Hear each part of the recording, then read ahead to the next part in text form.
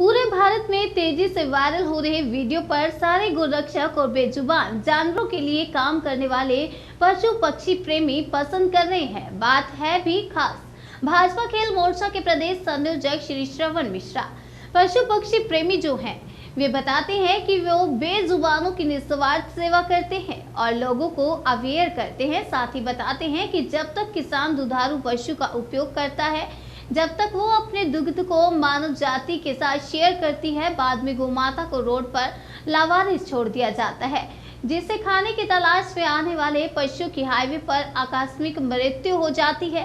स्वयं के खर्चे पर वो अभी तक तेलंगाना, महाराष्ट्र, मध्य प्रदेश, छत्तीसगढ़ के साथ राजस्थान और हरियाणा तक रेडियम बेल्ट प्रदान करते हैं, जिससे स्ट्रीट डॉग और गोमाता के एक्सीडेंट में भारी गिरावट देखी गई है। आपको बता दें, लगभग 5 लाख से ज्यादा बेल्ट वितरित करने के बाद श्री श्रवण मिश्रा बताते हैं कि वो न सिर्फ पशु प्रेमी हैं, पक्षियों के लिए भी उनकी चिंता बहुत जाहिर है। गोराया संरक्षण में भी उनका महत्वपूर्ण किरदार है। अपनी छत पर कई बेजुबान जानवरों को सहारा देने वाले और फीडिंग कराने वाले श्री श्रवण मिश्रा को हमारी टीम का सलाम, क्योंकि मानव जाति की रक्षा के लिए कोविड में सबने मदद की। अब बारी है मोदी के विजन क्लीन एनवायरनमेंट की, क्योंकि जब तक जंगल नहीं तब तक जानवर नहीं। सर, जो ये वीडियो वायरल हो रहे हैं इस वक्त आपके, जो रात में पशु प्रेमी की तरह लोग आपको वायरल कर रहे हैं, इस बारे में आपका क्या कहना है? नमस्कार, मैं श्रवण मिश्रा भोपाल से हूँ। चूनाभट्टी में मेरा निवास है।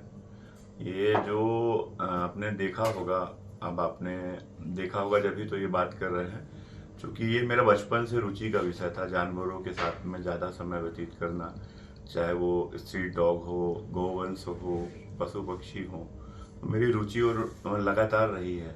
और जब भी मुझे वो अवसर या मौका मिलता है तो मैं इस परिवेश में या ग्रामीण परिवेश में या जानवर जहाँ भी रहते हैं, मुझे उनके साथ समय बिताना अच्छा लगता है।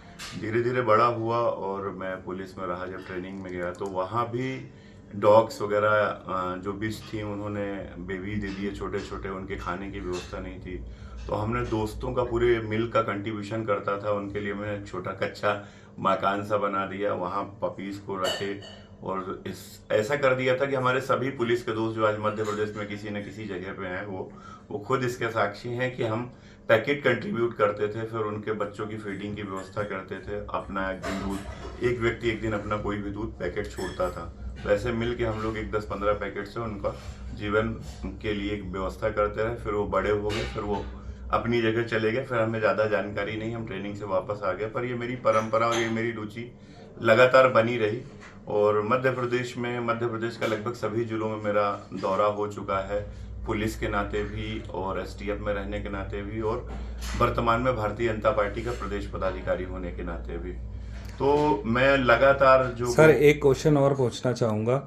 आपको श्रवण कुमार की तरह देखते हैं मध्य प्रदेश के लोग, नहीं अपितु पूरे इंडिया के लोग, अभी आपको पूरे भारतवर्ष के लोग श्रवण कुमार की तरह देखते हैं, पशु प्रेमी की तरह देखते हैं, गौ माता के संरक्षक की तरह देखते हैं। और ये बेल्ट वाला, जो रेडियम बेल्ट वाला आइडिया है, वो आपको कहाँ से आया?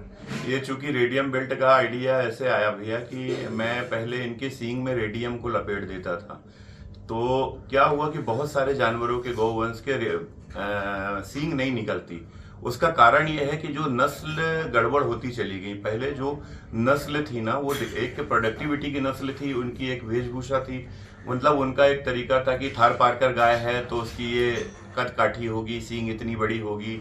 अगर वो शाही है, गिर की है, साहिवाल है, तो ऐसी बहुत सारी नस्लें हैं जो भारतीय नस्ल की श्रेणी में आती हैं। लेकिन जब एचएफ या फॉरेन की एचएफ हाइपन स्टीफन करके गाय वगैरह आना चालू हुई और इनका संवर्धन हुआ, तो नस्लों में चेंजेस आना चालू हो गए। नस्लों में जब चेंजेस आना चालू हो गए तो बहुत सारे गौवंश के सींग नहीं रहती थी, पर वो उनका रंग डार्क होने के कारण कई बार डर लगा रहता था कि ये रोड में बैठेंगी और ये किसी न किसी गाड़ी का दुर्घटनाग्रस्त खुद भी काल के गाल में समा जाएंगी, और जिस गाड़ी से दुर्घटना होगी वो परिवार भी काल के गाल में समा जाता है। इसके कई उदाहरण मैंने स्वयं देखे, मेरे पास उनके वीडियोस फुटेज भी है। ये बात सत्य है, आपने स्वयं के खर्चे पर अभी तक 5 लाख से ज़्यादा रेडियम बेल्ट पूरे भारतवर्ष में प्रोवाइड किए हैं। हाँ, ये वही मैं इसमें बताना चाह रहा हूँ कि ये रेडियम बेल्ट फिर मेरे दिमाग में आया, जो हम पलंग में पहले पुराने ज़माने में निवाड़ होती थी, तो वो नेवाड़ को हमने परचेस किया क्विंटल्स के लेवल पर। फिर जो स्कूल बैग्स में हम क्लिप लगाते थे, वो क्लिप को भी मैंने बल्क रेट में परचेस किया, और बाजार से फिर रेडियम परचेस किया। फिर टेलर को ले जाके हमने समझाया कि भाई ये मुझे ऐसा करके बना दो कि 1 मीटर के जो डायामीटर उनके गले का होता है, छोटी गाय के लिए भी, बड़ी गाय के लिए भी, और भी जो हमारे सांड हैं, तो उस हिसाब से साइज के हिसाब से हमने बेल्ट का निर्माण किया। और ये बेल्ट काफ़ी कॉस्टली पड़ जाता है। सर, आपने डॉग फीडिंग के लिए भी एक काम करने का सोचा है, जहाँ हमने सुना है, बहुत सारी जगह पे देखा है वो बॉक्सेस को, तो उस बारे में क्या कहना चाहेंगे? वो एक्चुअल में मेरे मन में यह है कि हमारे चूंकि भोपाल में एक हम शेल्टर होम चला रहे हैं छोटा सा, जितनी हमारी कैपेसिटी थी, क्योंकि जर्जर अवस्था में है, कोई ऐसी व्यवस्था भी सरकारी नहीं हो पाई। हमने नगर निगम को अपना मॉडल दिया है कि आप हमें स्पेस देंगे तो हम डॉग्स वहाँ से अडॉप्ट कर लेंगे। और हमारे मन में ये था कि चूंकि हर घर से कुछ ना कुछ फूड वेस्ट निकलता है, जानवर आपने सुना होगा कई बार अग्रेसिव होकर डॉग्स किसी न किसी को काट लेता है, लोग उसके प्रति घृणा भावना रखते हैं, काट लेता है, लेकिन उसकी मंशा नहीं समझते। अगर जानवर कोई भी हो, चाहे वो सांप हो, गाय हो, इंसान हो, अगर वो पेन में है, भूखा है, तो वो खाना ढूंढने निकलता है, और उस समय उसके माइंड कैपेसिटी ऐसी नहीं होती कि वो सोच पाए कि ये मेरे हित में है कि नहीं है। सर, इस वक्त आपको पूरे भारतवर्ष के पशु पक्षी प्रेमी बहुत ज़्यादा पसंद करते हैं। हमने कई लोगों से बात की है, इस बात पर चर्चा की है। इस बारे में आपका क्या सोचना है? आगे आपका क्या विजन है? अभी तो मैंने बहुत सारे एक्सपेरिमेंट छोटे छोटे किए हैं, इनको पढ़ के, इनसे बातें करके, गाय से बातें करके कि आगे कैसे हमें फील करके। तो हमने अभी घर के ऊपर भी एक हमने गौरैया के लिए एक जगह बनाई है, तो फीड करने सुबह आते हैं, पानी पीते हैं, रुकते हैं वहाँ पे, तो उनकी कलकल और उसकी आवाज़ से वापस ऐसा लगता है कि मैं अपने गांव आ गया हूँ। अभी मोबाइल के बहुत सारे रेडिएशन के कारण और जितनी भी इलेक्ट्रिसिटी के कारण पक्षी थोड़ा सा विलुप्त हुए हैं, बहुत सारे गिद्ध वगैरह ऐसे विलुप्त हो गए हैं, जो भारत के मतलब कहना चाहिए कि पर्यावरण संरक्षण का एक बहुत बड़े भाग हुआ करते थे। क्या आप मोदी जी के क्लीन एनवायरमेंट, ग्रीन एनवायरमेंट से ज़्यादा प्रभावित हैं? मुझे कई बार ऐसा लगता है। अब मोदी जी ने जो सोचा है, उन्होंने बहुत ही बेसिक जमीनी लेवल पे अपने को उस जगह रख के सोचा है। बहुत बड़ी बात उन्होंने कही है क्लीन और ग्रीन को लेकर। जो ग्लोबल वार्मिंग का जो आपने देखा होगा कि जीवन का एक चक्र होता है, जिसमें हर व्यक्ति कहीं ना कहीं से कनेक्टेड है जीवन मृत्यु के भाग से। कुछ चीजें उसमें से मिस हुई हैं, जो मिस हुई है उसी के कारण आज ये आपने पर्यावरण का जो बैलेंस बिगड़ा हुआ है, उसका ये मूल कारण है। और आपने देखा होगा कि भोपाल के अंदर बहुत सारे वेस्ट लोग घर के बाहर छोड़ देते हैं, और उसमें फिर क्या होता है कि डॉग खाने गया, उसकी बेच की चीजी हुई, गौवंश भी उसमें निकल के आता है, तो ह्यूमन वेस्ट को खाने लगा है, क्योंकि भूखा रहता है। जब उसको चीजें नहीं मिलती है तो जो मिलेगा उसको खाने की कोशिश करता है। उसके कारण उनको कई बीमारियों में ग्रसित हो जाती हैं, फिर वापस वो दूसरे इंसान को भी लगने के चांसेस रहते हैं। तो मैंने एक ऐसा स्टैंड प्लान किया है जो निकट भविष्य में लगाएंगे, क्योंकि उसकी कास्टिंग बहुत आ रही थी, अभी मेरे पास क्षमता नहीं थी। अभी बहुत सारे रेडियम बिल्ड और फीडिंग को लेके कोई मेरे पास कंट्रीब्यूशन नहीं है। कुछ मेरे दोस्त हैं, एक विष्णु भैया हैं यहाँ पे फूड का और उनका आउटलेट है, तो जब भी सहयोग मांगते हैं तो कुछ ना कुछ अपनी तरफ से दवाइयाँ और इंजेक्शन दे देते हैं, फीड के लिए कुछ ये खाने दे देते हैं। सरकार से आपकी कुछ मंशा है इस चीज़ को लेकर? आने वाली सरकार को या अभी की सरकार को लेकर कोई मंशा है? बिल्कुल, हर व्यक्ति ऐसी अपेक्षा रखता है कि अगर ये डॉग्स और ये गौवंश अगर अपने स्थान को चले जाएंगे तो एक तो क्लीन सिटी ग्रीन सिटी बनने में बहुत ज़्यादा समय नहीं लगेगा। दूसरा, हम जैसे सभी लोगों को इनके प्रति बहुत प्यार और लगाव रखना चाहिए, क्योंकि ये जीव है। हर व्यक्ति को, जैसे हम भी जीव हैं, हमारे अंदर भी जीव आत्मा है, तो सबको जिसने इस जीवन में जन्म लिया है उसको जीने का अधिकार है, और वो जीना चाहता है, चाहे वो जिस रूप में पैदा हो गया हो। तो स्थानीय नगर निगम का कोई सहयोग है आपको अभी? कोई सहयोग नहीं है, बल्कि उल्टा ये जानवरों को इतना बेरहमी से उठाते हैं। और जहां तक मुझे लगता है कि इनको उठाने वाले जो गाड़ियां चलते हैं, इसमें मैक्सिमम मोहम्मदन लड़के हैं। हमारा कई बार उनसे गतिरोध भी हुआ है, क्योंकि वो इसको इतना बेरहमी से गाड़ी में चढ़ाते हैं, क्योंकि कोई फीलिंग नहीं रहती है। जब किसी की फीलिंग नहीं रहती है, हमारे माँ बाप को कोई इस तरह या हमें कोई इस तरह चढ़ाएगा, हमें रिएक्ट करेगा, क्रूरता साथ उनको चढ़ाते हैं। ठीक है, उनकी अपनी मजबूरी है, लेकिन इस मजबूरी के लिए शासन की व्यवस्था है। आप कभी कांजी हाउस गए हैं भोपाल के? बहुत जर्जर अवस्था में है, मध्य प्रदेश के बहुत कांजी हाउस जर्जर अवस्था में है। वहाँ से गौ तस्करी भी हो रही है। कई बार हम लोगों ने थानों में FIR भी कराई, बहुत सारा हमने विरोध भी किया, और हम फीडिंग को लेके भी पूरे भोपाल वासियों से, प्रदेश वासियों से आग्रह है कि हम बाहर अपने कॉलोनी के एक हम ऐसा स्टैंड बनाना चाहते हैं जिसमें ऊपर बर्ड्स के लिए फूड। क्या हम आपको बेजुबान जानवरों के लिए श्रवण कुमार मान सकते हैं? मैं तो, मेरे बाबा ने, मेरे दादाजी ने, स्वर्गीय यज्ञनारायण मिश्रा जी ने ये नाम रखा था, क्योंकि पूर्वजों ने ये नाम रखा था। मेरे मन में मतलब चित्रकूट में कामतानाथ स्वामी है और मैंने उस पर भी एक वीडियो बनाया है चित्रकूट कॉरिडोर के नाम से जी। जो एक राम कॉरिडोर की संकल्पना को साकार करेगा और अयोध्या से कनेक्ट होकर रामेश्वरम तक जा रहा है। तो मैं बस इतने ही कह सकता हूँ उस तरफ हाथ करके कि ये मेरे मन में बचपन से मेरी रुचि का विषय था और इस पर मैंने बहुत जिया है और मैंने कोशिश की है कि अगर मेरा नाम है तो चाहे वो धार्मिक अवस्था में हो, चाहे वो किसी भी प्रकार की जीव व्यवस्था में हो, तो मैं अपने नाम का अगर 2% भी काम क्या कर आप गया, प्रदेश तो के मुख्यमंत्री जीवन सार्थक हो जाएगा। आप प्रदेश के मुख्यमंत्री और माननीय प्रधानमंत्री जी की बातों से सहमत हैं?